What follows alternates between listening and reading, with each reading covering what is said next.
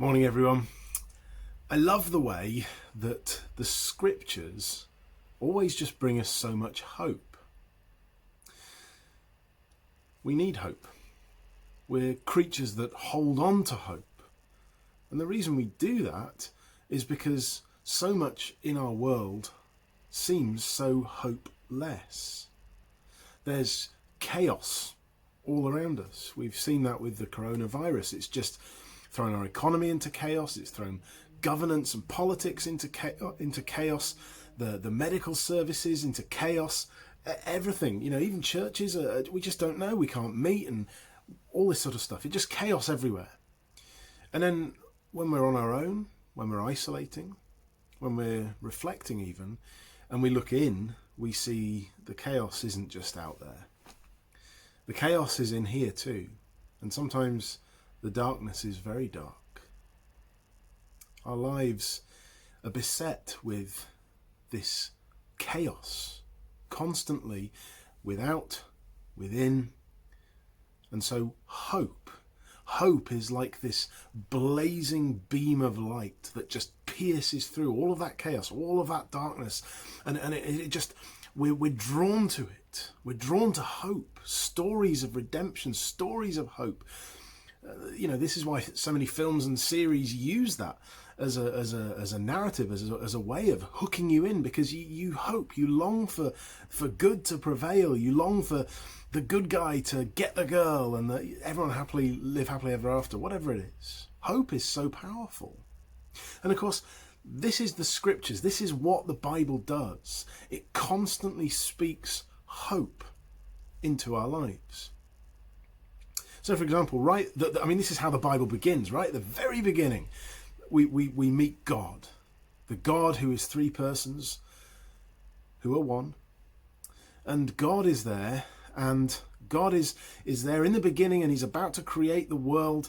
And this is all a demonstration right on the very first page that when we recognize who God is and we live with him, and we come to see who he is and what he does for us, it's that blazing narrative of hope coming straight into our darkness and our chaos. And God brings order, light, and goodness out of it. So in the beginning, God creates the heavens and the earth. He does it in 6 days to show us he's the one who can bring order out of chaos. He's the one who can create goodness in our lives and in our mess. And I love the fact that we see right there in the very first few verses of Genesis 1. There's God in the beginning, and there is chaos. There's this abyss, this looming, threatening thing. What's going to happen? What's going to happen with this abyss? Is the abyss going to swallow everything up? Is the abyss, the darkness, the chaos going to rule? Who's going to prevail? Who's going to come out on top? And I love the fact that we're introduced to the triune nature of God right here as well. That you have God in the beginning, and we remember that God is three persons, and all of a sudden we meet one of the persons of the Trinity. We meet the Spirit who's hovering over the chaos. And there's a brooding presence about the Spirit here. There's something very powerful about the way that's written, that he's there and he's hovering over this chaos. Something's going to happen. He's not landed. He's hovering.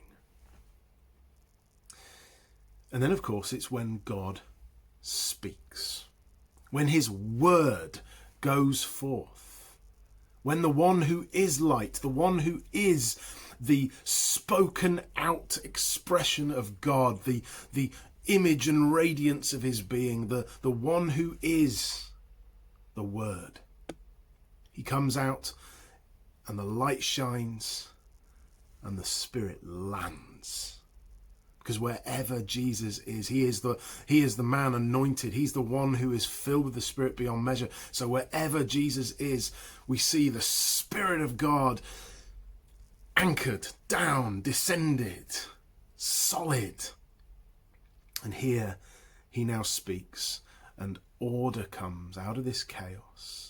And then there's days of forming, where the structure of our universe is created. And then there are the days of filling, as those structures are filled out. So the hovering Spirit is, when we see the Word, we see Jesus like a lightning rod. He brings the light and glory and Spirit of God to bear, and all of his goodness, all of his love, and all of his creativity, and all of his glory results in order and life. And who's remembered the abyss anymore? We're looking at plants and trees, and there's love with Adam and Eve, and there's peace. This is a good place. That abyss is a distant memory. So today, as you approach what may be a day full of chaos, sometimes internal chaos, sometimes out there in the world, whatever it is you're facing today, remember, come to the triune God. And when we come to Jesus, we come to the place where the Spirit dwells, who brings order and life, the Spirit of life. When we come under Jesus, under his rule, under his love, under his authority, under his protection, under his blood, we're filled with his Spirit, and the chaos and the abyss and the darkness is driven away by his light and his goodness and his life-giving nature. Don't flap around and flounder at all the chaos. Don't waste time trying to seek out where the Spirit may be today. He's always there to be found in the Lord Jesus Christ. If you want to chase after the wind of the Spirit, go to the windiest spot, if you like. Go to where Jesus is. And there you'll find order, life, goodness, resurrection. Come to Christ every day and have that darkness and that abyss and that chaos put in its rightful place by the King who is light and life. Have a great day.